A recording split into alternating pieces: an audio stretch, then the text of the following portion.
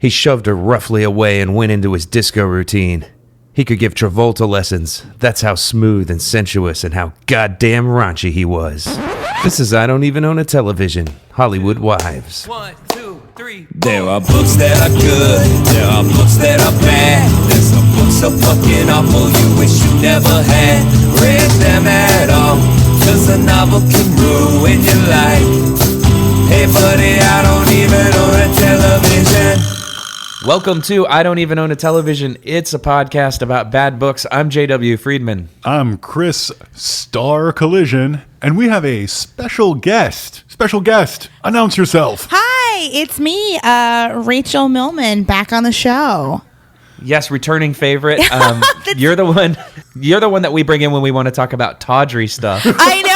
It's so funny. I was telling my dad about this, and I was like, yeah, they always bring me on for the slutty books. And he just like looked at me and was like, all right, that's fine. I can understand where this is coming from.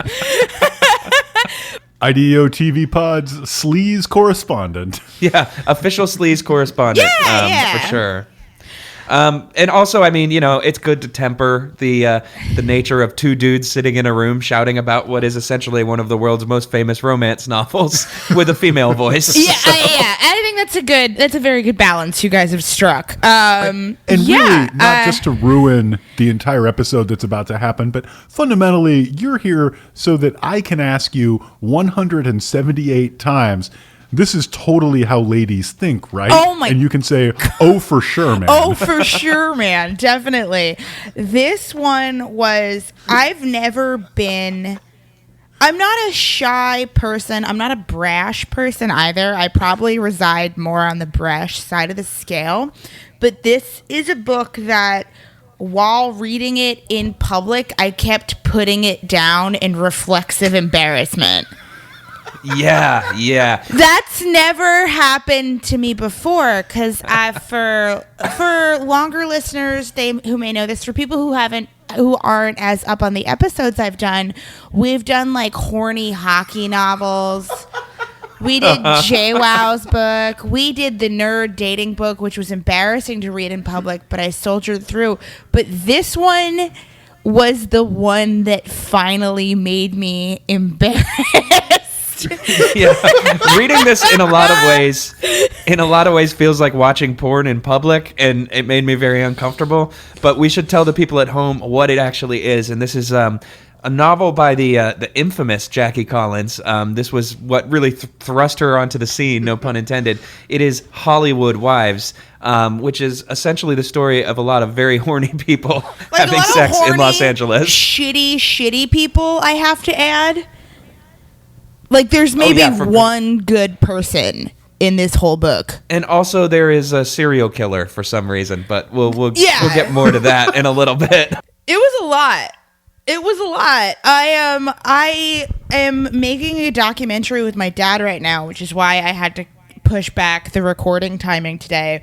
But I was reading this on our drives to shoots a lot, and I kept having to put the book down and just like look out the window. And just kind of think. I'm trying to imagine even reading this I'm trying to imagine reading this even in the same room as my mom, and it's making me so uncomfortable. Like, even if it was on Kindle and she had no idea what I was reading. I cracked it open.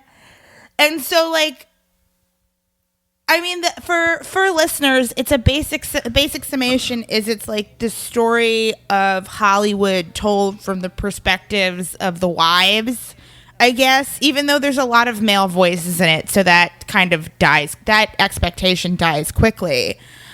But all of the notes I made on it, because this is actually the first one where I broke down and I got an e-reader for it, just because I actually bought a physical copy and then immediately lost it at Petco because I was buying cat food. Somebody out there was going in for a chew treat for their dog and is like, what's this? It was a really amazing feeling to lose a romance novel while buying wet cat food, but that's a different expectation we can talk about at a different time. But I wound up getting an e-reader for it, and all of my notes are I hate this, and this woman is obsessed with nipples. She's medically obsessed with nipples. I couldn't get over it. Yeah, we'll get into that for sure. That is something that we need to explore in more detail, is this book's nipple obsession. But before we do, I think we need to give the people who are listening a brief synopsis of what this book is all about. So this is plot in 60 seconds. Nobody knows if you finish or not. You got 60 seconds to give them a plot. Plot in 60 seconds. Okay, Rachel, are you prepared, or should I pass this off to Collision? The thing is that like there's so many aspects to it that I think even just naming all of the main characters takes more than 60 seconds, and I want to hear Collision's summation, frankly, because he always has a very interesting perspective of like what happens in the book. Of like what happens in books, because I'm always like, yeah, you know, they were horny and then they did this and I got caught up on some details, and Collision's like, did you not catch the minute detail about hockey? And I like that perspective. I know what I like. Okay.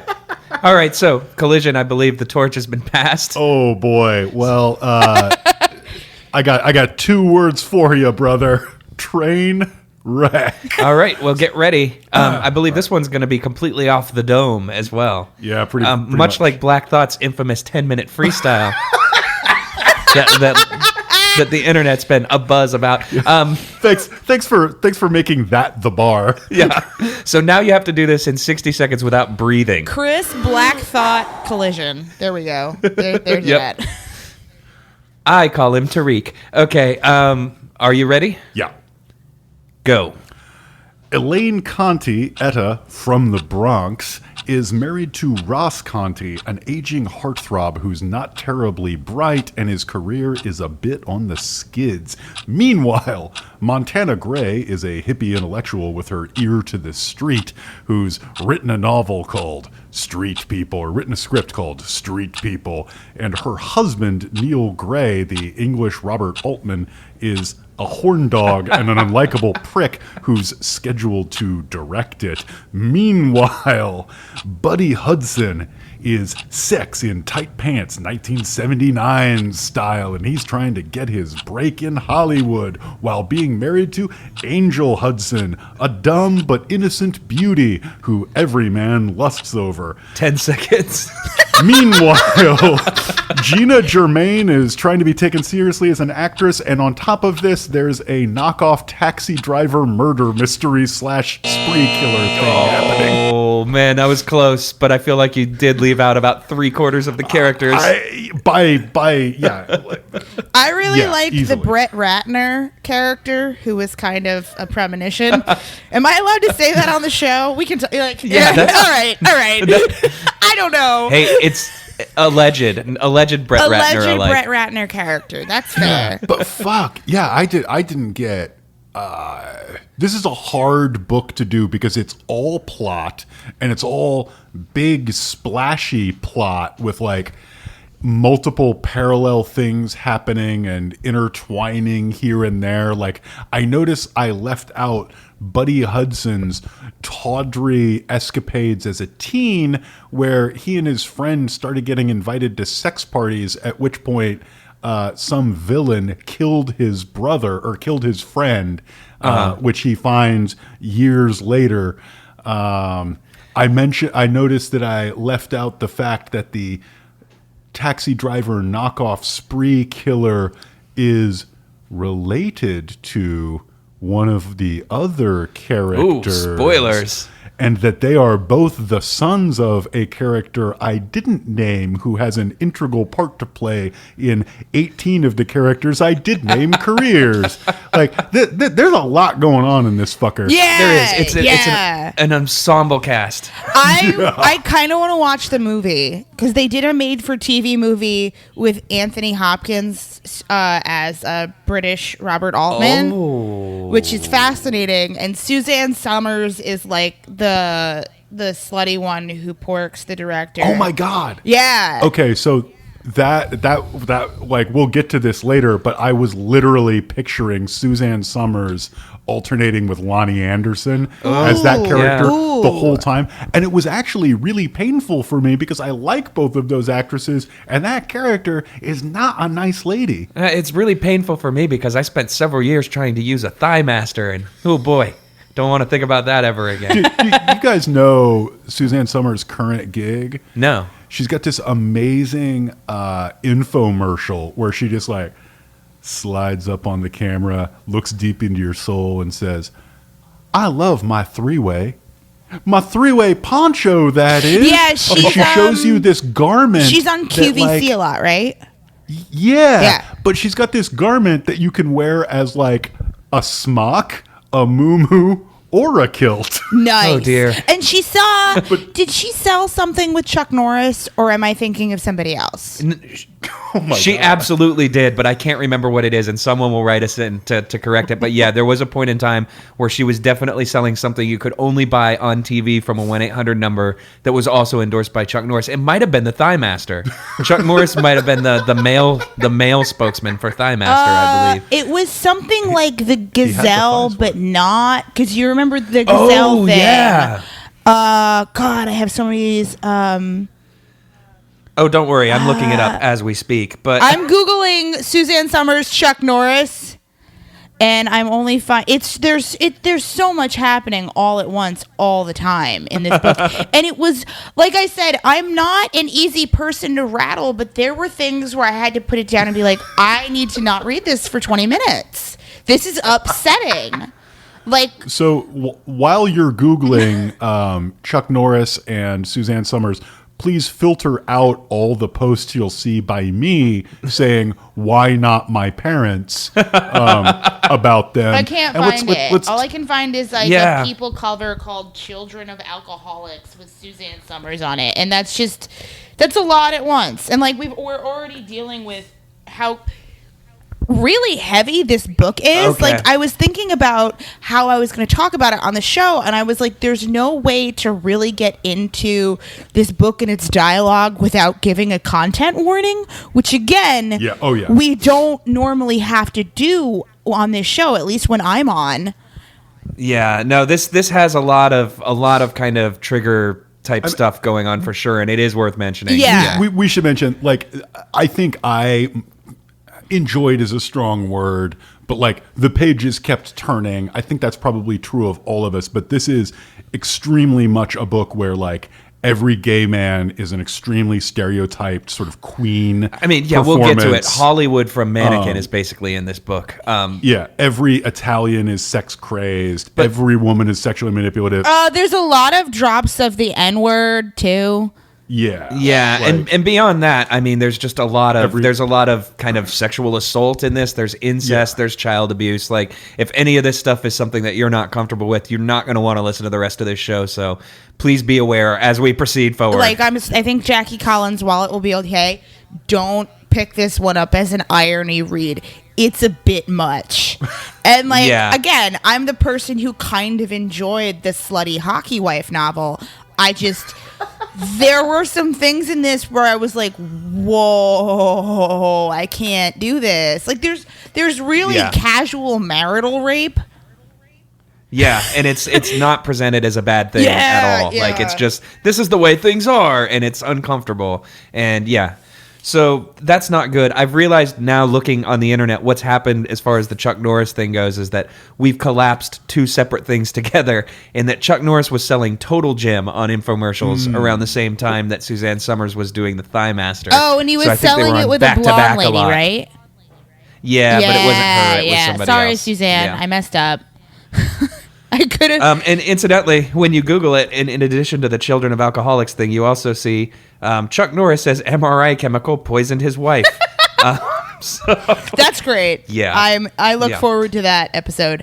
You know, Chuck Norris is like in his 70s, and he looks phenomenal. I mean, Chuck Norris is Chuck Norris's weird plastic surgery is really gonna implode in a fascinating way, I think, at some point or another. Yeah, no, I mean, when you said Chuck Norris looks incredible, I was like, by incredible, do you mean he looks like a gym teacher with Botox? Because that's what he looks like. Yeah, to me. And isn't he like a massive tea partier too?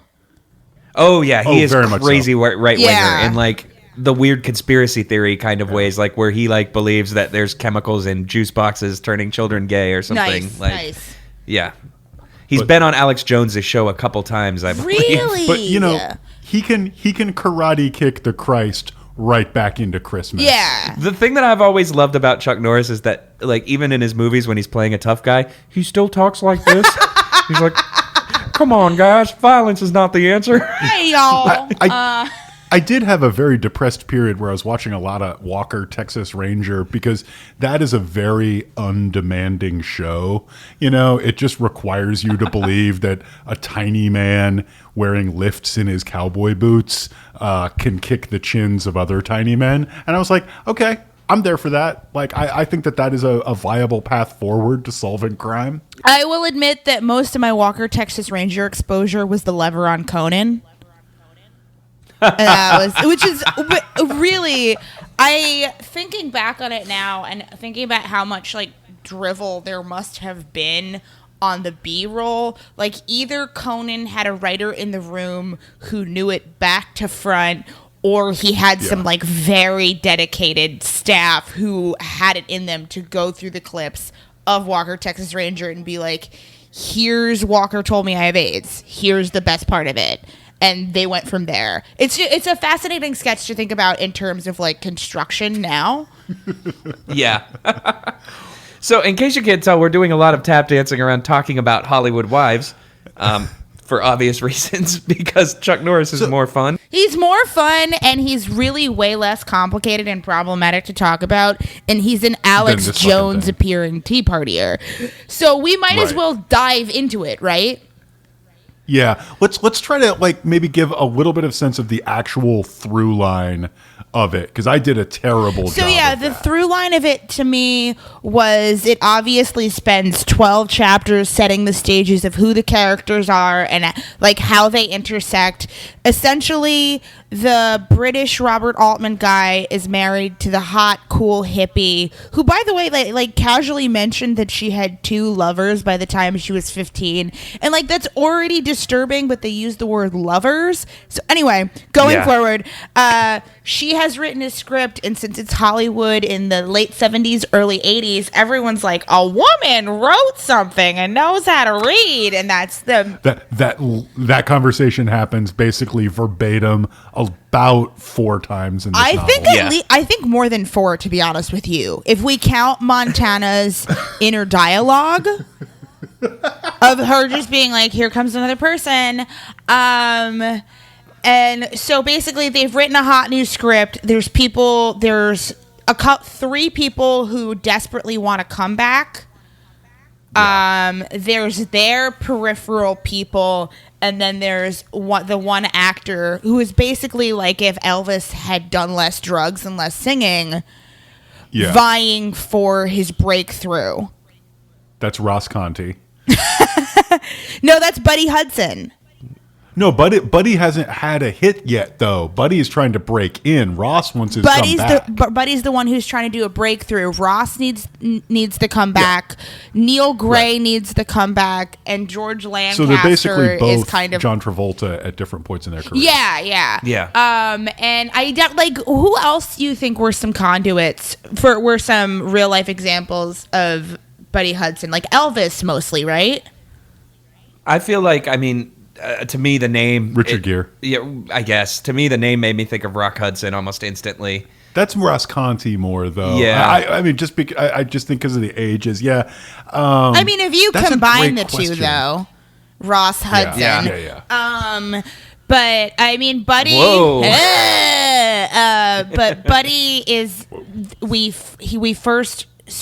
flashback. He's brought into the loop of the characters' lives in Hawaii, Blue Hawaii. He's a twin, so is Elvis. Oh, you're right. Spoiler alert. Yeah. Oh, right. Good point. And he's also, like Elvis, kind of a fuckhound asshole.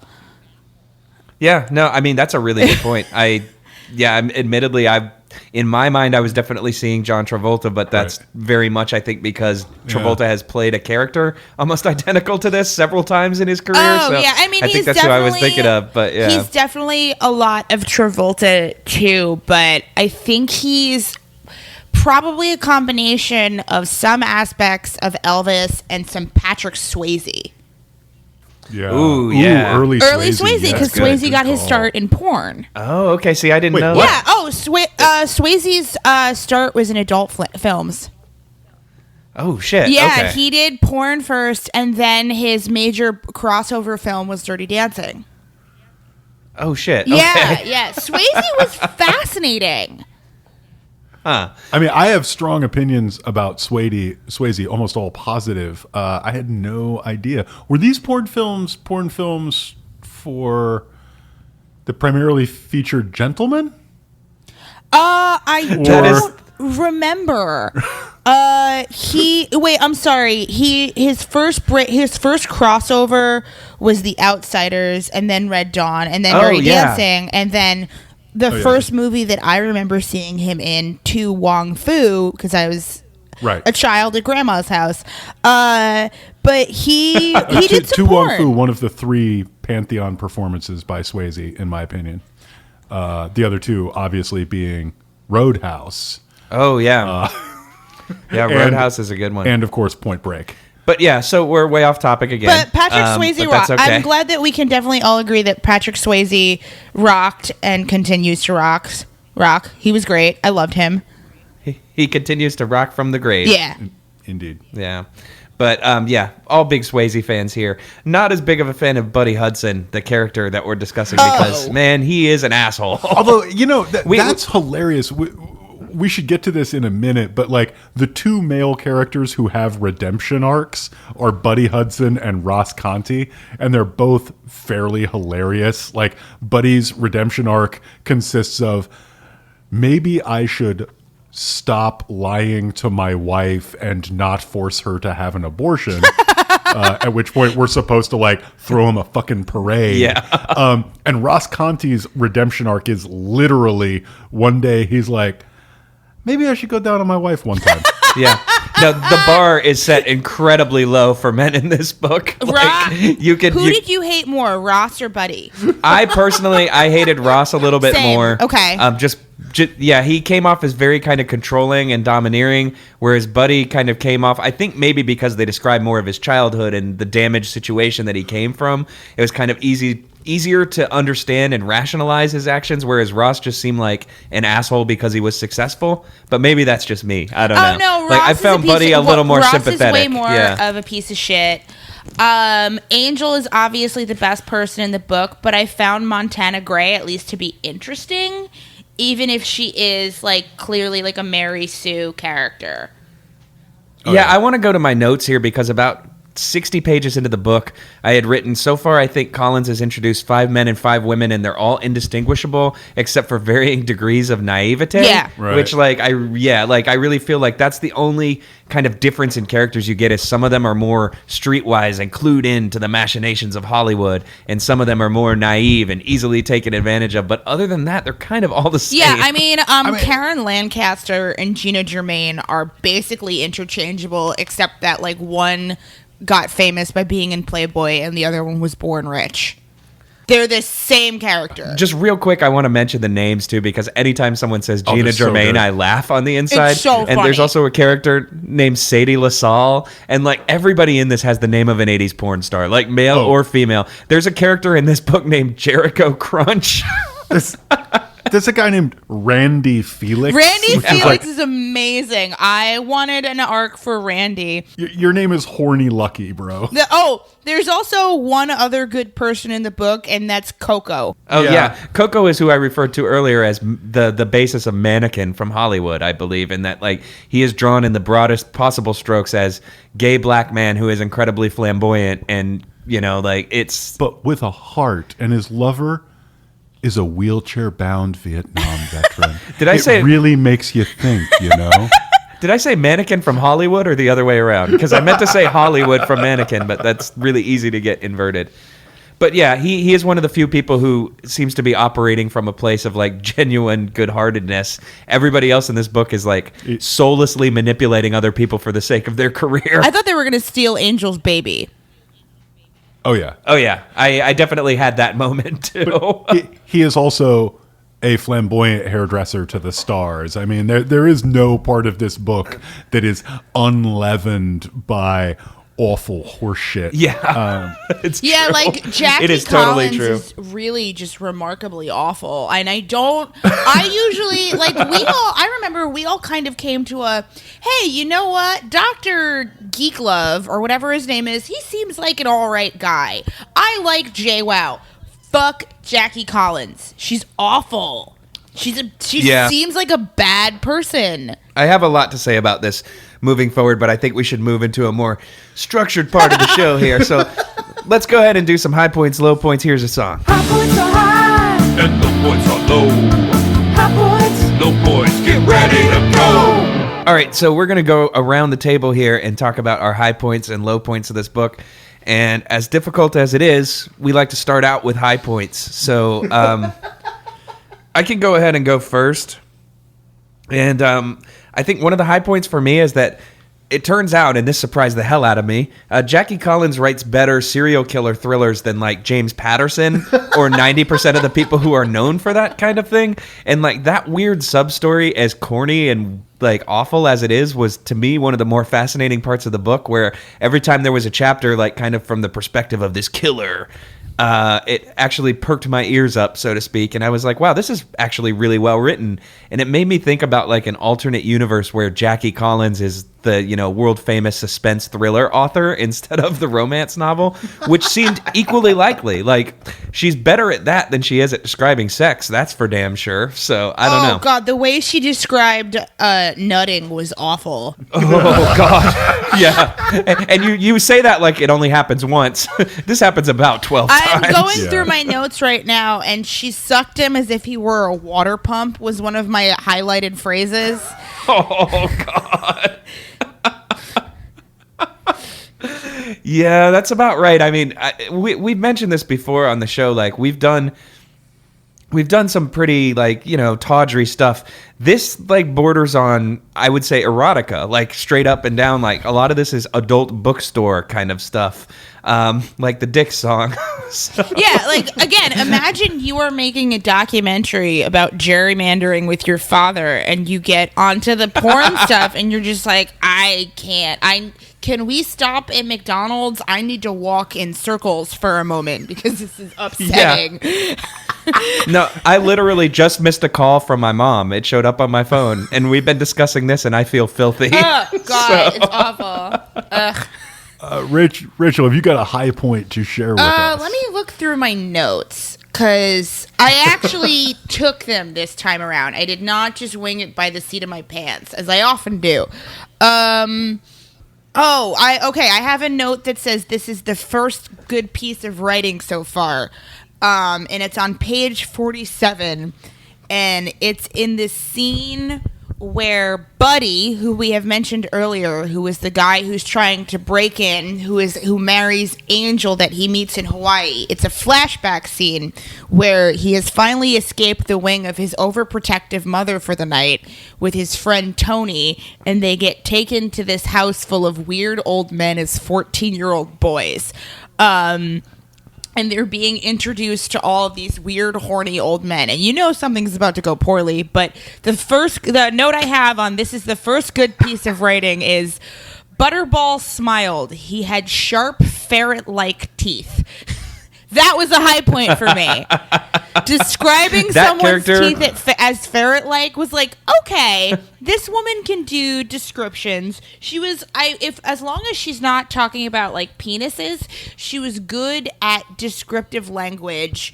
There's only so many ways you can describe an older woman's hair color, and she got her dictionary out, and she did it. I will agree with Jay that I found the actual parts of the cop and the serial killer mystery to be very, very interesting. I wish she had done anything other than pipsqueak dialogue for the dead hooker, but we can only wish for so much. The dead hooker. This is the kind of book we're talking about where there's a character who can easily be referred to as the dead hooker. Teen hooker. And everyone in the room knows who you're talking about. Yeah. Her name was Joy, and she was the lover of the cop we have not mentioned yet, and of the dark, sinister twin spree killer taxi driver ripoff, because for some reason, I guess the world was clamoring for What If Scruples, but a made-for-TV movie about a serial killer glued on top of it. What's he call himself? I had it written down somewhere here. It's Keeper like the bringer of the Order. There we go. Yeah, Keeper perfect. of the Order, which this is weird because this book had so much development to it. I wish she had given us like 2 sentences where he decided on that name. Yeah, they don't really tell you anything about it other than he just thinks, literally, one day a rain will come to wash these streets clean, etc., etc., yeah. Yeah, he's combo like Ted Bundy because he's on a road trip killing spree, and he's also like got some like Stephen King mythical thing going on in his head. Yeah, I mean, he is, as Collision has kept saying, he's basically the book's Travis Bickle, for sure. Yeah, that's a very, very apt comparison. And I mean, right down to being obsessed with underage girls. So anyway. Yeah. Rolling on here, Collision, I believe it's your turn to come up with a high point, which is hard. Well, I think I hated this a little bit less than you guys did. Like, my high point is that this book is just sassy one-liner after sassy one-liner. Like, that's basically all this book is, and it's like 500 pages long, and that's exhausting. But on virtually every page, there is a completely ridiculous line, either of dialogue or just of narration, you know, just flipping through it random. It's like, I sell dick to ladies. It sure as hell beats shoveling hot dogs. Shoveling hot dogs? Has that ever been a job description for anyone? Like, what do you do for a living? I shovel hot dogs. I just want to read, the first sentence of the book proper, right? So it starts with a prologue, but I just want to read you the first sentence of the book proper. Okay. Elaine Conti awoke in her luxurious bed in her luxurious Beverly Hills mansion, pressed a button to open the electrically controlled drapes, and was confronted by the sight of a young man clad in a white t-shirt and dirty jeans, pissing a perfect arc into her mosaic-tiled swimming pool. Yeah, that's great. That's the book we're reading, kids. I really the running theme of that kid pissing into the pool was a lot of fun too. It never they never goes solved anywhere. that problem. He's always pissing in the pool. Just showing up pissing in the pool. And to be honest, I totally relate to that kid probably more than anyone else in this book, because if I met anybody in this book in real life, the first thing I would want to do is ruin their belongings. So I can totally understand where Miguel is coming from. Yeah. Oh, Miguel is a hero. Miguel is the friend of mine who once pissed into Gavin McInnes's pool. Like, that's a fucking hero right there. I've said many times to the point where my friends make fun of me about it, but when I walk by a convertible, like an expensive convertible with the top down, my first instinct is always, man, I wish I had to take a leak right now. Yeah. So I get it 100%. All right. We've had a lot of fun talking about some of the very many things that we did enjoy about this book, but now it's time to get a little bit darker and time to talk about some low points. Jay, can you kick us off? I can, and I feel like I come to this from an informed place because I did a little bit of research about Jackie Collins, and it turns out she's from a similar mixed ethnicity as I am, where her father is Jewish and her mother is Gentile, and Jackie Collins hates Jews more than anybody that I've read a book by in a long time, and I say this as someone who has leafed through the Turner Diaries. This is every Jewish character in this book is a lawyer. Yeah. They all subsist apparently on nothing but bagels and lox. and like make a living out of nagging each other. It's fucking awful. Like anytime a character was introduced that's Jewish, they're almost immediately described, he was a Jew. Yeah. And then a bunch of fucking vitriol follows. And yeah, I was not a big fan of that. And it's very interesting to me where I feel like she thinks that that's okay because she's half Jewish. And it's like, look, hating yourself is not a good reason to be racist. That's not cool. So yeah, that was my first low point for sure. And I mean, in addition to all the other racism throughout this book, I think that just jumped out to me because I could kind of relate to it on a personal level where I was like, I see where you're coming from, but it's still fucked up. Hard to argue. Rachel, do you have a low point to share with us? In a similar vein of Jay's, I noticed how they always went, like, he was a Jew. I wasn't expecting her to apply subtlety to the black community, but every single black character spoke in jive talk, and it was really, there's so many things that were jarring about this book, but it was one of the most jarring things because on the rare occasion a black character did show up, it was always like, what's up, man? How we doing? Flim flam. I don't even know how to... I don't want to do a proper impression of it because it'll feel too close to towing the line. No, everybody like in this book that's black basically like speaks in Harlem jive, like 100%, like to the point where it's like listening to a Camp Lo record, but way less pleasurable. There's a I can't remember who it is, but there's a character in the book who has a servant, of course, named Millie, who literally at one point in this book, her first spoken word is the word shit, but it's spelled with multiple E's. Then in ellipses, then IT. If I may correct you, Millie is not a servant. She is literally his wife. Oh, you're right. It's the white cop who has a black wife who he treats like a servant, but that's a whole different thing. That says a lot to the intake of the book that you assumed she was a servant. Yeah. Yes, and I actually had a highlight of Millie's pulled up of Millie slept naked. For her trip to the kitchen, she had not bothered to put clothes on her lovely black body. Leon felt his first arousal in weeks. He grinned and rose from the table. Yeah. The first word she speaks, though, is literally shit. Yeah. And yeah, it's uncomfortable. The first black character I highlighted too. Hey buddy, how you doing, man? Quince, a black actor friend of his, slapped palms as they passed. Francis in a good mood today, and my note on it is thank you for noting he was black, Jackie.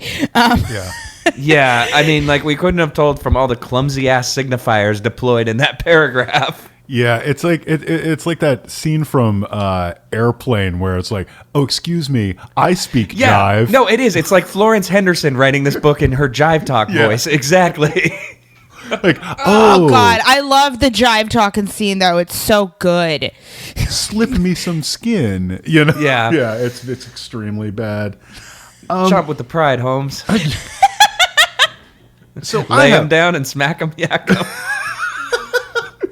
And my other low point is, and I feel like there needs to be wait. Ooh, hold on, I gotta give mine. Sorry? Yeah, we gotta stick to format here. Collision needs to deploy a low point before we go back around. Okay. Yeah. You can't go blowing your wad all at once, quote unquote, Jackie Collins. Yeah, let me get this low point up inside all the listeners. Hopefully they'll enjoy it Ross Conti style. Anyway, there was a sentence, and this is like fairly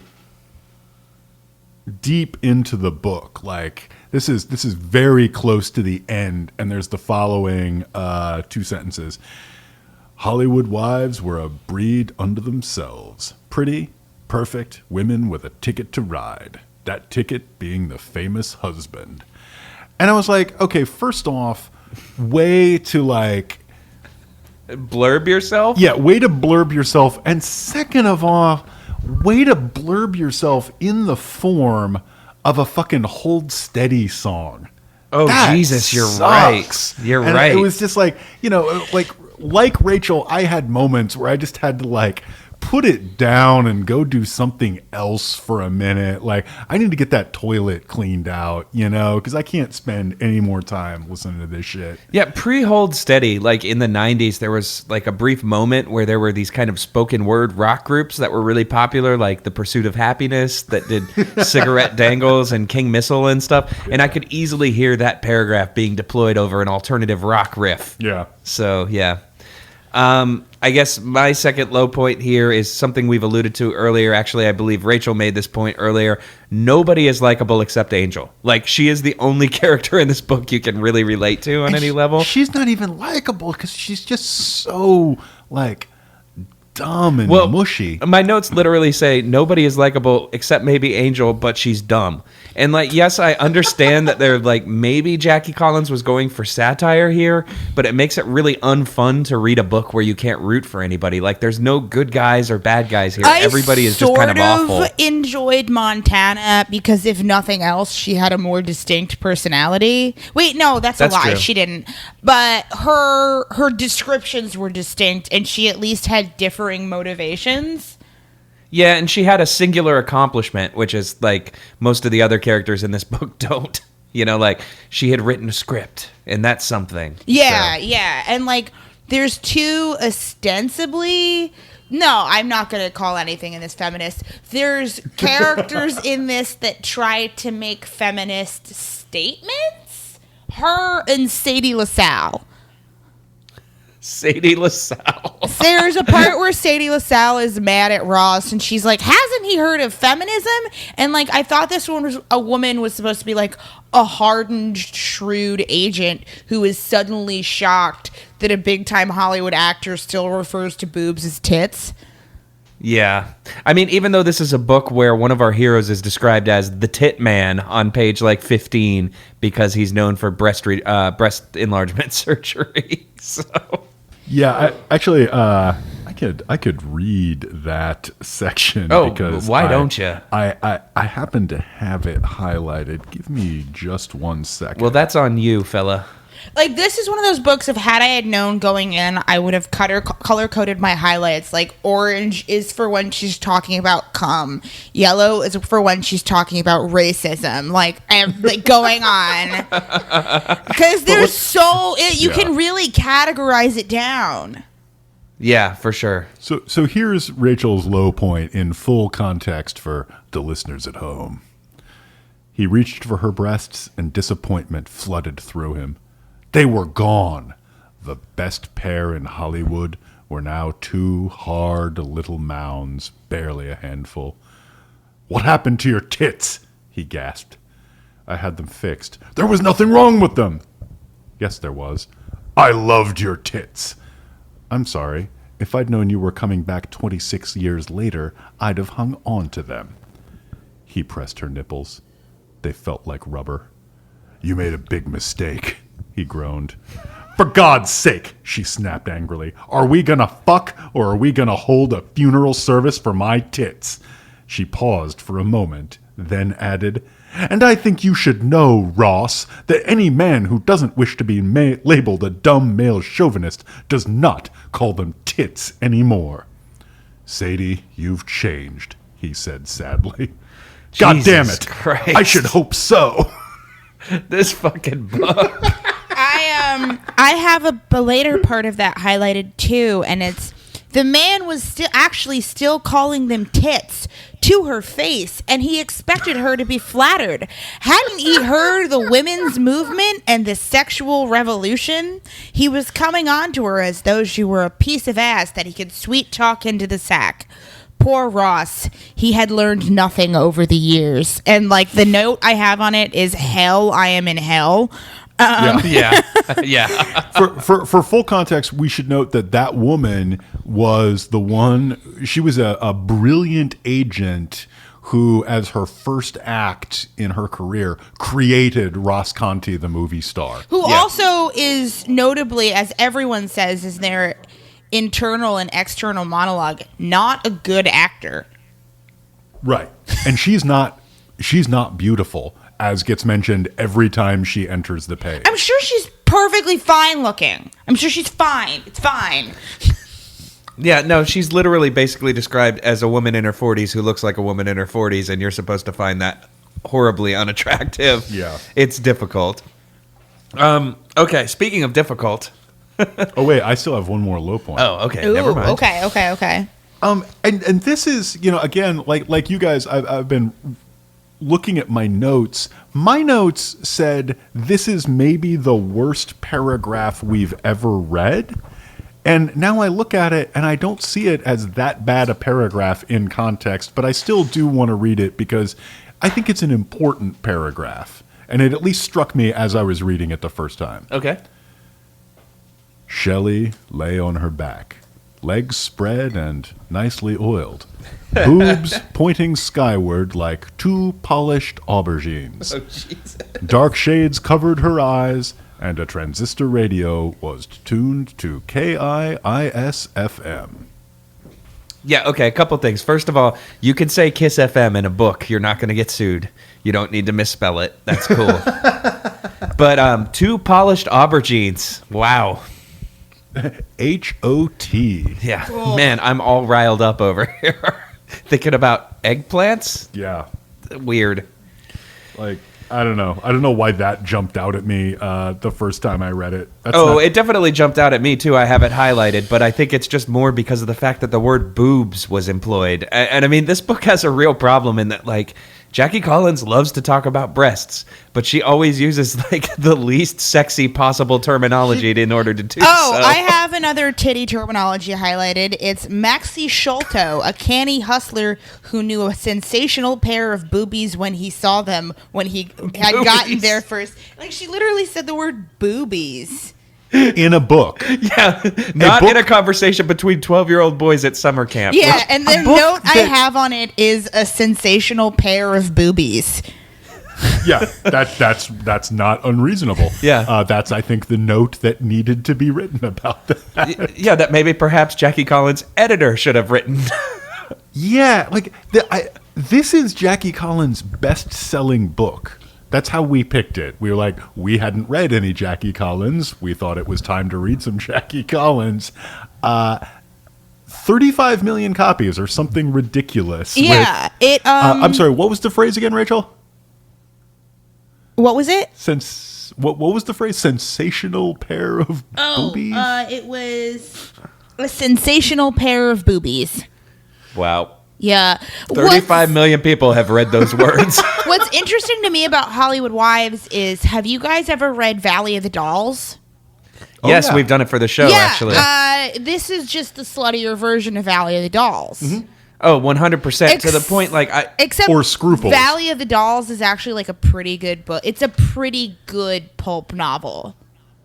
We haven't talked about the fact that, I mean, this only factors in very briefly, but Ross Conti's wife, I believe, or one of the many interchangeable rich women in this book, is a kleptomaniac. Oh yeah, that's Elaine Conti. That's Elaine, yeah. Yeah.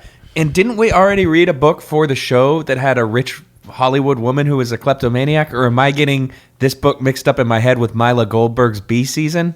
It's one or the other. I think you're getting this mixed up with Winona Ryder, my good friend, and her real life. Okay, gotcha. I mean, that's like a weird. It sounds like a really weird compulsion, but it's one of the few that seems to be rooted in reality.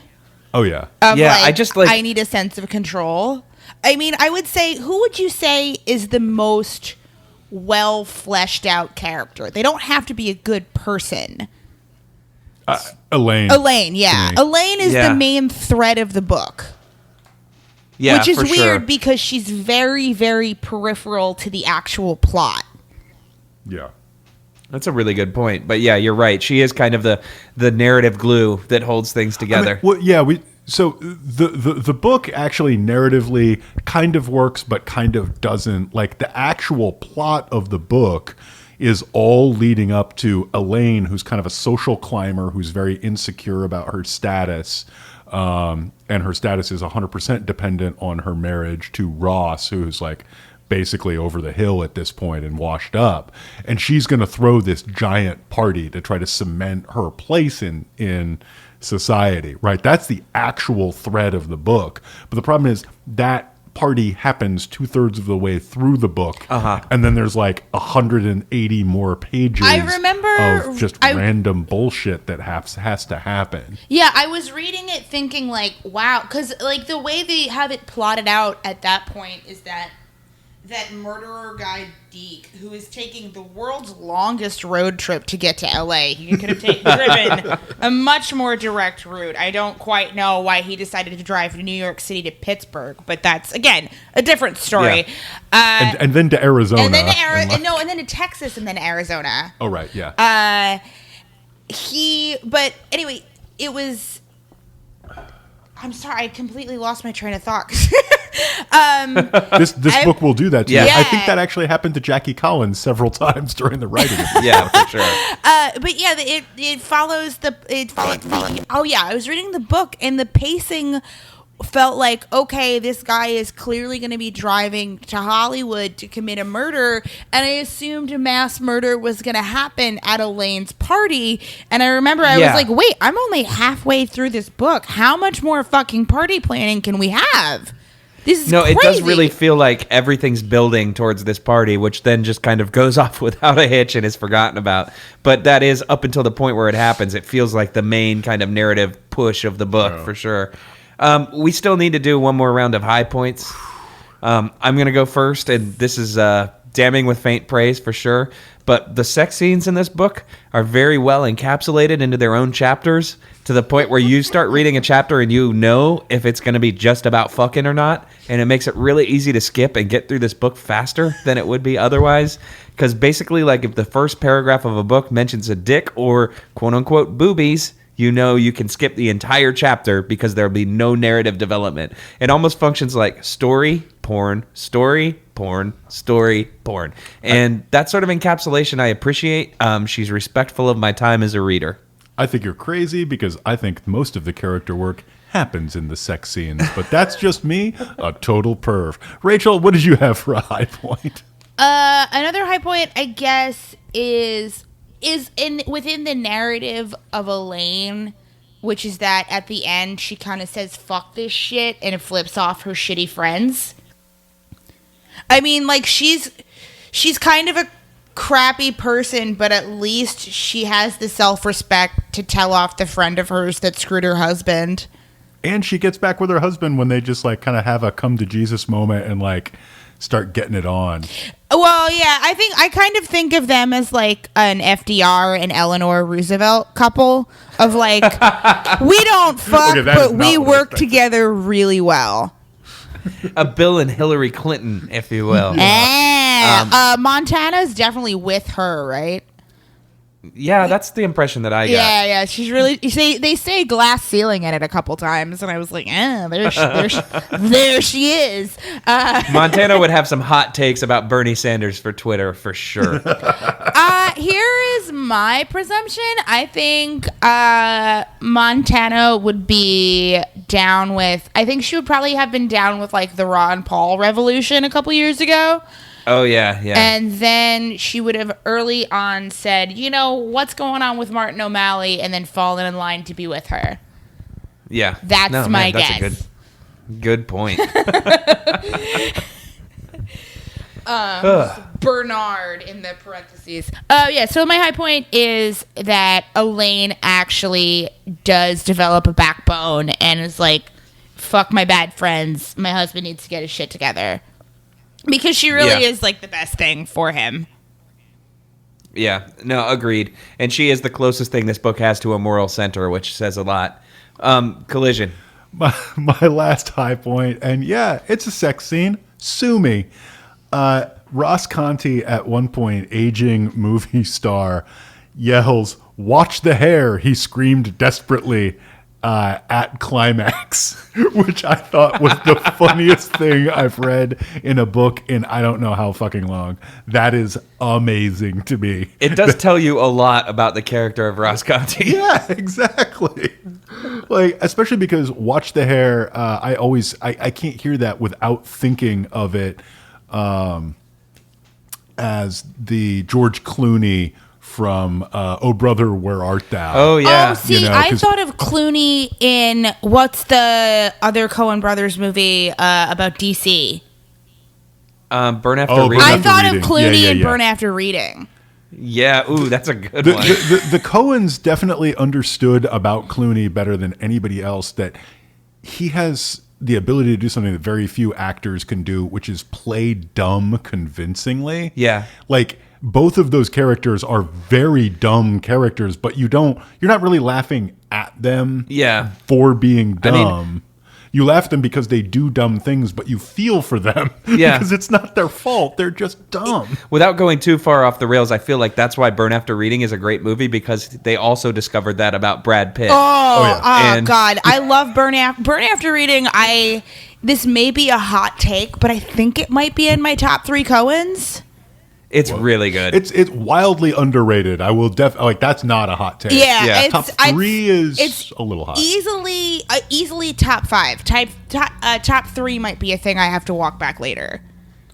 I mean, honestly, it might be in top 3 because I have met Ivy League people who are exactly like Malkovich in that movie. Yeah. And there's not that many of those people around. So to like savage that guy. I also love it's an the amazing achievement. entire idea of building an espionage thriller off a complete red herring, and the constructivist in me like really looks at that and it's like this is a masterwork. But we should probably take a break because we're once again no longer talking about Hollywood Wives, and we've been going on for a while, so we're gonna take a break and then come back and do some games. Ooh. Calling to me, I was walking down the street. Early this morning in the silver drops of rain hung from the trees, and I swear I heard the voices singing to me. Singing to the rhythm of a beat of a feet, and I swear I heard the voices singing to me. Keep on, keep on, keep on, I'm still in Hollywood. Oh, I thought I'd be out of here by now. All right, welcome back. We're still discussing Hollywood Wives. Holy shit. Jackie Collins, yep, it's a book. Everything about it is weird and awful and somewhat off-putting, but also strangely magnetic and easy to read quickly as long as you're willing to kind of ignore horrible, gaping lack of humanity and flaws in character as well as narrative. We're back to Place of Games in a lighthearted segment that we're going to kick things off with the number 1 segment in podcasting history, Dramatic Readings. Dramatic readings. We're gonna make it sound recorded. Dramatic readings. Yeah, I got some words for you. All right, so Dramatic Readings is what it sounds like. We're going to take pieces of this book and read them to you. Because I have foreknowledge of the proximity of 2 of these, I think it's important that we spread them out. So, Rachel, if you don't mind going first, that would be great. Okay, great. Starting it off. Here we go. Mine is from chapter 41, if you'd like to find it yourself later. Gina, impaled like a fish, whimpered nonstop. Neil merely groaned, trapped by the object of his desire like a fly in the web of a praying mantis. He felt strangely unreal and weak. The pain that had gripped him before had subsided, but he was frightened by the intensity of it and terrified of the situation he was now in. He was feverish and exhausted, too tired to do anything but slump on top of Gina and wait for her to release him from her deadly female trap. Praying mantises do not spin webs, motherfucker. Like that. It was like really hard to choose between that and the other paragraph, like 2 paragraphs over, where she describes his penis as a cold cucumber. Oh, man. Nothing says sexy like cold vegetables. Well, that's when they're stuck together because he's had a heart attack while fucking her.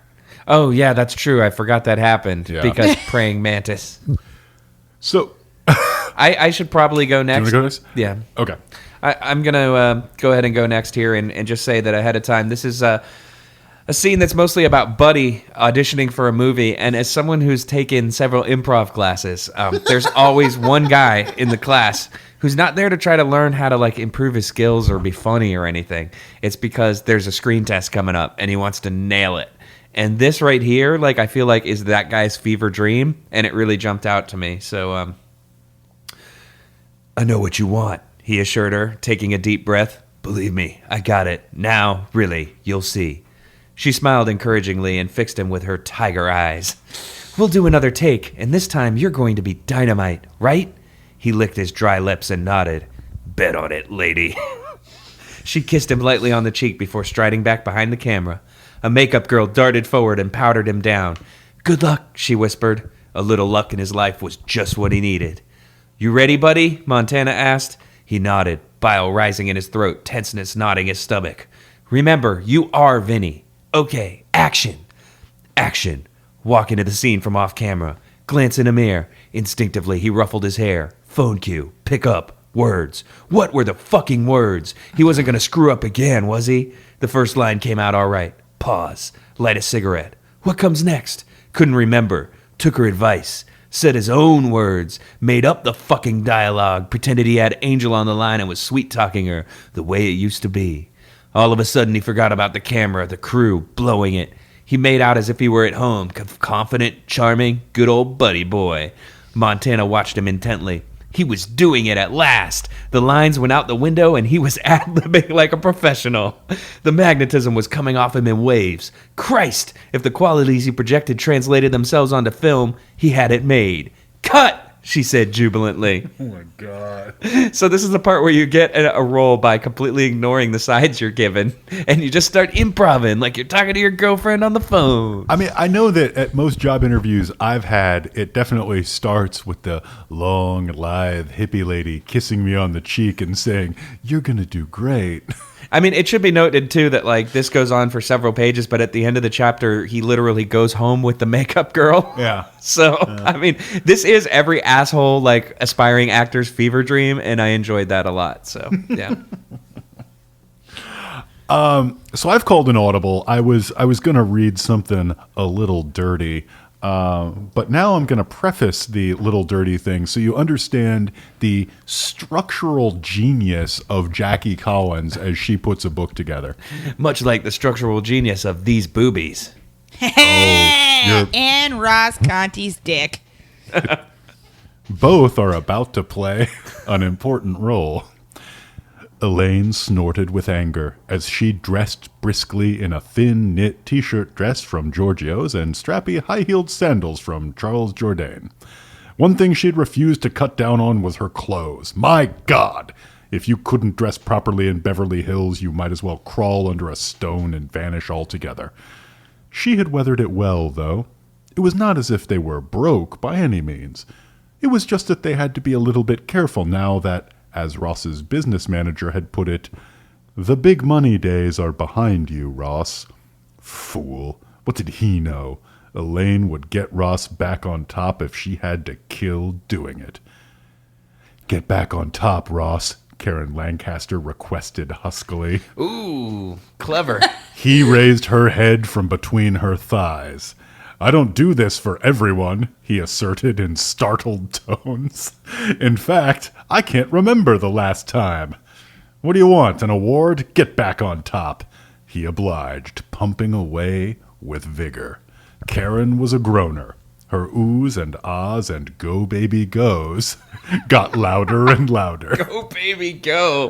The more noise she made, the faster Ross pumped, until they came together in a screeching climax. He rolled off, said, "Hot damn," and waited for the praise. Karen turned onto her stomach and played dead. I was trying to think of a phrase that's less sexy than go, baby, go, but it turns out it's hot damn, so it's already there. Go, baby, go. Man, that makes me want to pump harder. Yeah. Baby go. Oh, dear. Oh, okay. Well, now that we've heard a lot about these amazing characters, maybe it's time we pictured them just a little bit more, and we've done some of this, but let's go ahead and do it. Let's assume that we've got a couple of bill. Let's cast the movie. What if the two of us were casting a film, deciding who was out and who would get in? It won't probably happen, but a fella can dream. We're casting a movie again. All right, so we're Elaine Conti then. Or no, we're Montana. Yeah. We're making the calls here. Right. Yeah. Ooh, ooh, it's meta. I didn't even think about it. That's Yeah. a really good call. So let's start with Elaine. We've talked a lot about her. She's Etta. She's from the Bronx. We haven't talked about her kind of fallow period where Ross is shacked up with her friend and she's just like poking around the mansion drinking too much all the time. So it's Yeah. somebody who needs to be plausible as a lush. Well, I have this problem, and I've noticed this a lot when we do cast the movies, and that names mean a lot to me. And when I'm reading this book, I cannot read the name Elaine without thinking of Julia Louis-Dreyfus. I had the same problem. Yeah. So I guess for me, it's that. Okay. Rachel, who you got? Well, my aunt's name is Elaine. Oh, So, that makes things awkward. do you want my personal casting for Elaine? Yeah. Yeah, because this was done Who's into a the movie. woman who plays Susie from Curb Your Enthusiasm? Oh, geez. I don't know her name, but I know exactly I who think you're it's talking Susie about. Essman is her name. Yeah. That sounds right. Yeah, she plays Larry's wife, right? That's who we're talking She about. plays Jeff's wife. Oh, Jeff's wife. Yeah, totally. She'd be Oh, perfect. man. I wish we could. Yeah, I think it is Susie Essman is her real life name because everyone has their real first name in that show. So. For me, this was pretty open and shut. First word Marissa, last name Tomei. Ooh, Marissa Tomei would be perfect. It would be that. You know? I mean, the accent and everything. Yeah, like I think I would buy her throughout, and she would bring a certain like gravitas and likability that Yeah. that's two things this movie would need rather badly is gravitas and likability. I've done this on the show before, but it's really hard for me to think of her without thinking of the Utes. Yeah. And this is a story where Utes could fit in real well. Exactly. So yeah. Exactly. Okay, Ross Conti, he's the dumb, aging heartthrob with a huge schlong. So I had a really interesting take on Ross Conti here, and we discussed this a bit earlier off mic, but in my mind, he's Ray Wise, for sure. Ooh, I agree with that Yeah. entirely. I mean, just based on the haircut, you're 1,000% right. Especially because I don't know if you guys watch Fresh Off the Boat. I've seen Ray yeah. Wise plays a side character on that show who is kind of like if Ross Conti were likable. Like Yeah. he's married to this hot young woman who actually turns out to be very nice. Yeah, no, and I'm he's such a fun kook on that show. Well, because he's also Ray Wise. Yeah, Right. he's got comic timing, and I feel like, as you were saying earlier, something Yeah. that this book desperately needs Yeah. is somebody who would kind of recognize the inherent ridiculousness of that character and play it up, but still be convincing. And I feel like Ray Wise could do that. Like I've seen Ray Wise in shit tons of low budget horror movies that Yeah. had no business being good, that he has like single handedly pulled out of the gutter. So in my mind, yeah, it's him.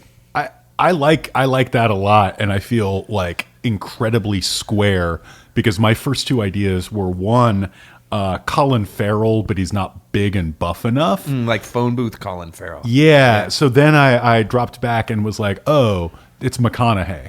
Oh, that's good too. Ooh, if McConaughey were willing to get fat. Yeah. Yeah, he'd have to put on some pounds, which might be a tough job to convince him of because, Yeah.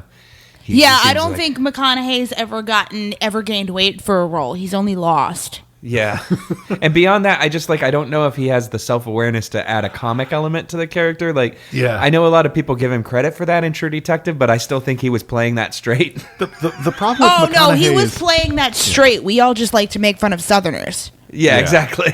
like he was the worst thing about Tropic Thunder. And that's just kind of a bummer thing to say about somebody who's like a genuinely gifted performer. Yeah, he's not good Like, at funny, for yeah. sure. Okay, Montana Gray, the hippie intellectual. Okay, this one was hard for me because, as I said earlier, names Right. They resonate a lot, and I could not read it without thinking of Miley Cyrus, which completely does not fit the character, but the whole Montana thing That would work was for too me. much for me to get past. So Well, Yeah. Miley kind of went country on her last album, so if she wants to go back to acting, I could see that, but she's a little too young for the role. yeah. It's a name thing. And for she me. needs to be a little more New York. Yeah, I was gonna say, you guys have seen the Fast and the Furious movies, right? Of course, yeah. Jordana Brewster. Oh, yeah. That's a good With call. some acting lessons, she would be good. Yeah. Right? No Yeah, offense, that's- Jordana. It's, Yeah. you know, Well, she's a big fan of the show, so we'll make sure that she knows you didn't mean anything by it. I was really hoping you were just gonna like do some gender blind casting, and maybe it was gonna be like Vin Diesel. I was- or, you know, The Rock. yeah. Michelle Rodriguez is welcome in basically any Michelle project. Rodriguez. I mean, this movie's so racist that Michelle Rodriguez would only play the help, which is fucked. Yeah, it's true. Who is I'm your just- next one? To I don't know. cast? I keep imagining The Rock as Montana now Right. doing casting calls, and it's a great visual. I gotta say, if it's got to be like a hippie intellectual with some charm, I would probably go Chloe Sevigny. That's good. Also, gosh, why can't I remember her name? Goldie Hawn's daughter. Kate Hudson. Hudson. Yeah, Kate Hudson. Yeah. Stay tuned. I think she may appear a little bit later.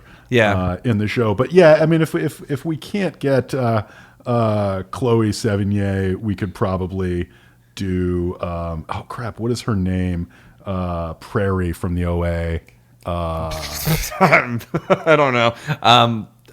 One of the two directors of the Yeah, OA. yeah, I can't remember her name either. Sound of My Voice. Britt Marlin. Britt Marlin. Yeah. Yeah. Ooh, that's not you bad. know who would also be very good? Oh God, who's Brie Larson would be a good Ooh. Montana. There you go. Yeah. So now I'm- we've got them competing for it, which is I'm good. That'll keep the price down. I'm still on the Jordana Brewster bandwagon here, though. Yeah. Thank you, Okay. thank you.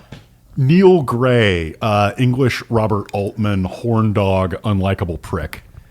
Yeah. George How old is Clooney. he in the George Yeah, Clooney, yeah. 100% George Clooney. I can't even argue with that. I can only Yeah. see Clooney in that role because he would be great at the humor of having a heart attack and getting stuck in a lady later. Yeah. Like- But I want him even more unlikable because the problem with Clooney is even if he's playing kind of a heavy, he's still George Clooney, and I want to hug him. So Ooh. I want Arnie Hammer. Oh, For this. Jesus. Oh God. I would say Cheyenne Jackson. Do you know who he is? No. Yeah. Cheyenne he sounds like a Jackson rodeo could, performer. could be good. He was on 30 Rock. He's in American Horror Story too, I guess. You'd know him if you saw him. Okay. Just a very traditionally attractive man. Okay. Yeah. Or oh shit, the guy from The Guest, that English dude. Oh, Dan something. Yeah, Dan Stevens. Dan Stevens, Stevens, yeah. and Dan Stevens, I think Man, is that's a a hell of a really movie. talented, interesting actor. The Guest is one of Yeah. my favorite movies of all time.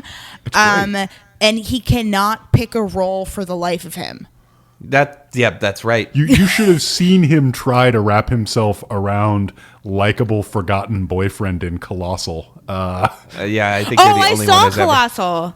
Yeah, he really tried. Man. I liked Colossal a lot. I Thought it was super interesting. We can talk about it after the show. Yeah, I liked it because it tried, but I don't think it succeeded much. But whatever. Okay. Deke, knock off Robert De Niro in Taxi Driver. Ooh, Oh. I didn't do much thinking about Deke. On the I'm- American Horror Story tip, Evan Peters could pull it off pretty easily. Ooh, that's good. I'm going to go a little kind of race blind here, and I'm going to say Riz Ahmed from The Night of. Just because yeah, he'd he's be great good. at being really intense and mysterious. Yeah. And, like, if you were to cast his twin, Buddy, as somebody else Yeah. who was relatively dark complected, and, you could pull off the twins thing, I feel like. He's really good. Yeah. So I just want somebody completely unlikable and believable as someone who likes to, cut eyes out of pictures and stuff. So to me, that's just pure Shia LaBeouf. Oh, ooh, that's really good. Oh, that's really good. I us would to Buddy go Hudson. down. I just trying to figure out where we can put Channing Tatum in this movie. Oh, well, Which is I very think we're important getting to me. right there. I think we're getting right there because you said Buddy Hudson is next, right? Yeah, exactly. That's your Channing Tatum he'd for be sure. So good at playing Channing Tatum. Oh, going back to Deke, you know who would be good? I just saw Star Wars. Adam Driver. Oh, yeah. Oh yeah, I could see that. That would work. Yep. For me, my Buddy Hudson, I think, would probably be Ryan Reynolds. You need somebody kind of like likable. Yeah, He'd be yeah. so good. Because he's got to be charming in addition to being an asshole. That's why Rachel's idea of Channing Tatum is like the way to go here. Yeah. Because even when he's acting out, he has to be kind of that lovable rogue. Yeah. My idea was a catastrophic failure because my first idea was like, well, he's got to kind of look like Shia LaBeouf because they're twins in a subplot we completely forgot to talk about. So I was thinking Taylor Kitsch. Ooh. Because Okay. also he's I too- think he's available. But he's too old now, too. Yeah. He's like our age. Yeah.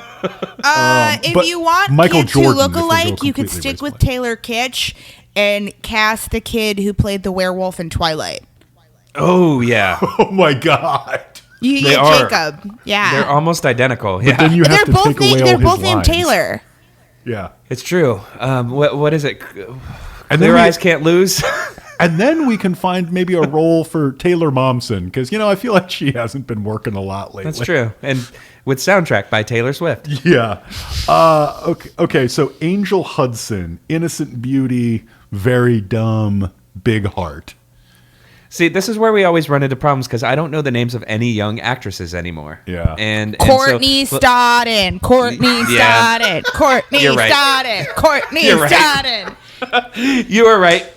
Queen of Instagram, for sure. I love her. I really do. She seems to have there's something about Courtney Stodden that's just so magnetic. She seems like a nice person.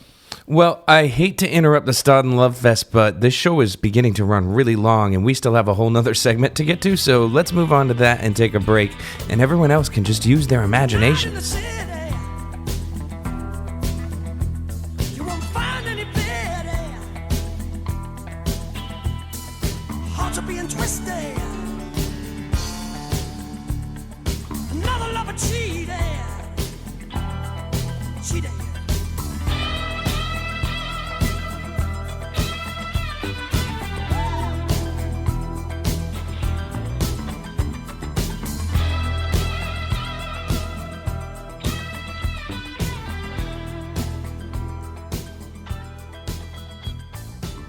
All right, we're back. We're done. We're going to talk about something else now, and this is the part of the show where we recommend things that you should read instead of this, because if we didn't mention this up top, I'm not entirely sure you should read this. Collision, would you like to start us off? Yeah, I'll go first. This will be quick and unsurprising. The last couple of weeks, the whole internet has been aflame about its very favorite topic in the world, and that is short fiction in the New Yorker. Oh, yeah. And And now both of us know what you're going to say. yeah, exactly. I am just going to recommend, if you haven't read it already, read the short story Cat People, especially if you are anywhere under about 45 or have a penis. It's a story that I think you should read. And that's about all I'm going to say about it. You should read it and sit with it and think about it. Yeah. And not probably talk about it in public. You should probably talk about it with people you know well. Yeah. I mean, there's been a lot of clapback about it from defensive men, but I will say that it was something interesting to read as an adult male because it does make you realize, like, have I been in this situation before? Have I made somebody feel like this? And there's a reckoning to be had for sure. So, yeah, I agree 100%. Check it out. I thought it was really interesting from my perspective too, because the female character in that, it was like visiting a ghost of Christmas past, basically. Yeah, I've heard that a lot from a lot of my woman friends. Is just the idea of like, these were bad decisions I made in the past. And for me, I've kind of been on the other side of that, where it's been like, I've been that mistake. And there's just a lot to unpack there. And I feel like people are really, nowadays, the dialogue has already kind of gone into this very political debate about whether or not it's a problematic story. Of course it's a problematic story. It's a story about flawed human beings. And I agree. It's worth reading for sure. Yeah. And it will make you think. Rachel, do you have something to suggest? I do. I don't know if it's been recommended on this show before, and I think she may have. I feel like you guys are at least peripheral to her. Trisha Lockwood's Priest Daddy. It was in the New York Times. I think it was in their top 10 books of the year. If you listen to this show, there's a very good likelihood you're on Twitter, and you may know of Patricia's Twitter. She wrote a fantastic memoir. One of my favorites of the year. I've reread it a couple times while I've been working on this thing with my dad on our long car trips, and I just truly loved it. Yeah, I mean, she's great, and, we haven't had her on the show at any point or anything, but I think that both of us are kind of fans of hers, and I think she's one of the first people to kind of take Twitter back in the day and kind of harness it as a form. Yeah. Like to the point where before people even really understood what this website was about, she was using it as a way to create poetry, and I've been a huge fan forever. Yeah, I Ask really her of the love greatest her. question on Twitter when she added the Paris review and just said, "So is Paris any good or not?" Yeah, it's fucking amazing. That is so amazing. I love the Jonathan Franzen story that she wrote, where it ends with him placing a portobello mushroom on the grill. Yeah. But she's so legitimately cool. Everything about Trisha is really amazing to me. And if you can go out and see, and not just YouTube, but anybody listening to the show, if you can go out and see her do a reading, it's like seeing a rock star. I sound hyperbolic, but I promise you, I am delivering you facts. She's amazing. She has presence. If she wanted to be, she should be world famous. Yeah, 100%. So I'm going to go. Now I almost feel like this is somewhat lowbrow, even though I'm about to discuss metatextual fiction here. But I just recently read a book by Anthony Horowitz called The Magpie Murders, which it's hard to describe without giving a lot away, but it's a book within a book. The book within the book is very much kind of in the vein of Agatha Christie, Midsummer Murders kind of style, cozy mystery. But then as the narrative goes on, it begins to unwind and becomes more about the book itself than what you're actually reading. And I don't want to say anything beyond that and ruin it for people who might want to read this. But if you like reading puzzles, if you like things that are going to make you really have to kind of think in circles and go back to page 20 and figure out what it was that you actually read, this is a book for you. I almost think of it as House of Leaves for mystery fans. So yeah, I cannot recommend it enough. Oh, that's exciting. You're gonna read it, I will probably read that. If you're going to read it, if you're going to, don't Google anything about it. Don't read anything else about it. Just start reading it, and you trust me, it pays off. It's a really, really, really good book, really good piece of genre fiction that kind of inverts what you expect from the genre. So, yeah. So we have one letter. We have one letter. Here's a song. A, letter B, letter C, letter D, letter E, letter F, letter G, letter, got a lot of letters. All right, so you write to us. Sometimes we reply. Indeed. All right, here we go. This is from Sham Bam Bamina. I'm going to assume that that's all a fake name. No. Do you think you'll ever read a Joan Collins novel? Ever since the Scruples episode, yes, it's taken me quite a while to get off my butt about this, I've been pining for you guys to cover Love and Desire and Hate. Heck, I'd settle for prime time. The perfect episode would of course be Hell Hath No Fury, the manuscript so bad that her publisher sued for breach of contract, but it sadly remains unreleased to the public. Well, you asked for it, you got it. Wow. Here's the Jackie Collins novel that you asked for. Do you guys think we'll ever do another one? Wait, did she ask for Jackie or Joan? Yeah. Well, it said Joan. I believe that was simply a typo because, I would read they a were Joan sisters and there's Collins only so many novel J. for this Collins. show. Absolutely. Yeah, I just found myself second guessing myself, and I had to go back and actually look at the front page. And I did the same This thing. is Jackie Collins and not Joan Collins. But now we've done it. So congratulations, I guess. And I guess now we have to look to see if there's a Joan Collins novel to read. Oh, there are there's some so jokes. many. My grandma There's some read good- so much Joan Collins when she was still alive.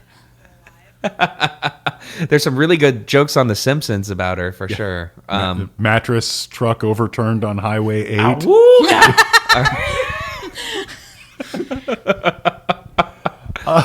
Anyway, that was letters.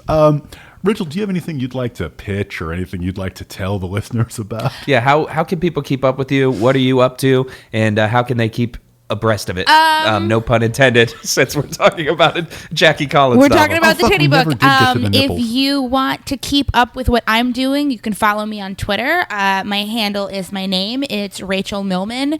Currently, what I'm doing is I am making a documentary with my dad about gerrymandering. We are following 2 court cases and some House bills trying to go through in Pennsylvania. And we just marked the end of I am happy to say, successful Indiegogo campaign. We got full funding. I knew it wouldn't be easy, but I'm still kind of blown away at how hard it was. And I try to remain humble. I'm really proud of what I've done. I'm really proud of the money I raised. I'm really proud of the word I got out. And so we're going to keep working on it. We already have chapter 1 out. We're working on chapter 2 right now. And I feel really lucky and really humbled at the fact that I'm in the position and then further created the position to make this movie. And that B, I have a good enough relationship with my dad where we can make a movie together. Yeah, that's awesome. Yeah. That is 100% like... All other things aside, just that in it itself is worthy of admiration for sure. Hell yeah. Yeah, I'm really excited about it. I'm excited to not just I'm not saying that people who post online aren't doing work. I'm excited to have a sense of like, okay, yes, I post my opinions politically online, but now I have a tangible thing that I'm doing. Yeah, you're walking the walk. Yeah, in and like addition I obviously, to talking the talk. I pay my DSA dues. I show up to meetings, like I go to the marches and everything. But this feels like I'm finally taking it a step further, and that is awesome. I feel great about it. Let's all take that step. By God. But anyway, Yeah, if you by want to God. follow the movie itself, it's called Line in the Street. I am currently trying to teach my dad about SEO, so it might be a little hard to find on YouTube. But you can @ me, and I will get you a link. Excellent. Perfect. Well, Rachel, thank you so much for reading this piece of trash and then talking to us about it. Anytime. Taking a time out from your actual schedule of making a difference in the world to reading a horrible piece of For shit. the Yeah, and we're sorry listeners, for I was like corroding- 2 hours late to recording today because we were doing an interview with a lawyer earlier. And I felt really bad Wow, that's about a gear it. shift. But we were like interviewing one of the lawyers for the case earlier. And I appreciate you guys. I appreciate the fact that you guys have me on time and time again, and for some reason care about what I have to say. I really appreciate the community of fans you have that, for whatever reason, like me. And I also appreciate the guy I saw on Something Awful once saying that it sounded like I recorded in a wind tunnel. So I went out and made sure that I recorded on a mic this time. He maybe could have packaged the criticism better, but he had a point. This is why I haven't looked at Something Awful in over 10 years. It's because most of the criticism comes packaged like that. I mean, the thing is, Jay and I actually are in a wind tunnel right now because we want to make sure that it's the most streamlined and polished show it can be. It's true. As soon as we stop hitting record, I start doing weird 360 backflips in the air with my snowboard. You guys should fucking see it. It's sick. No, but thank you again, Rachel. And we can't say how much we appreciate it. And we'll talk to you next time. Yes, you will. All right. Talk to you guys later. So in addition to letters that you send in, sometimes we find it important to pay tribute to the people who make the show possible.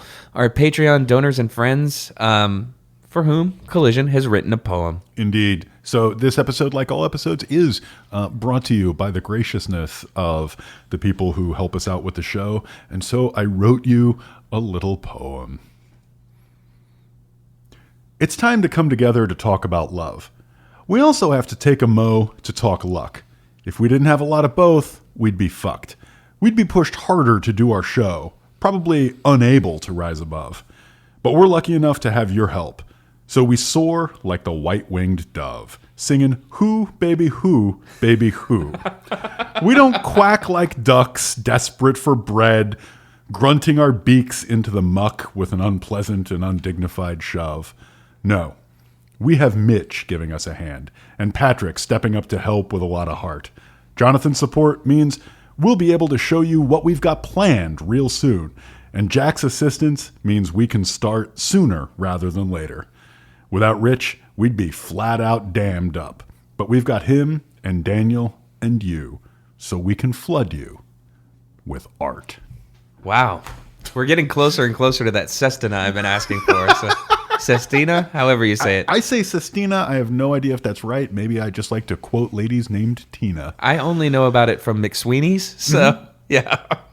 I got to tell you, I would love to write a Sestina. I am not a good enough poet to even try, so we're stuck with the sonnets. I did a villanelle one time, and god damn it, that's just going to have to be enough. Yeah, I mean, it's always great, and thank you so much to everyone who does contribute. We appreciate it. And to everybody else, we appreciate you listening. If you feel like it, maybe give us a good review on wherever you're listening to podcasts, and we'd appreciate that too. Yeah, that's always awesome. If you'd like to write to us, you can do it at I don't even own a television at gmail.com. We're at IDEOTV on Facebook and Twitter until we both finally say Twitter fucking sucks. Yeah. And it's not worth our mental health. Let's talk about the one job offer I got. Well, not offer, but, opportunity that I declined to even interview for. And it was with the Twitter. Oh, wow. Because at this point, I feel like with a good conscience, they're a very tough company to support. Yeah. And, there's just only so many interviews you can have to move deck chairs around on the Titanic. Yeah, exactly. Anyway. But please do reach out. We always love to hear from you. And, you may even get shouted out on the show. Yes. Shout it out. Tell us what's on your mind and what it's all about. That's some late period slaughter out there for the hair rockers. And for everyone else who's listening, once again, thank you so much. We will see you next time. And until next time, we're just going to be wondering, was he even now humping Karen Lancaster's horrible body? Rat the crap. Elevator countdown, making me foreign. Oh yeah.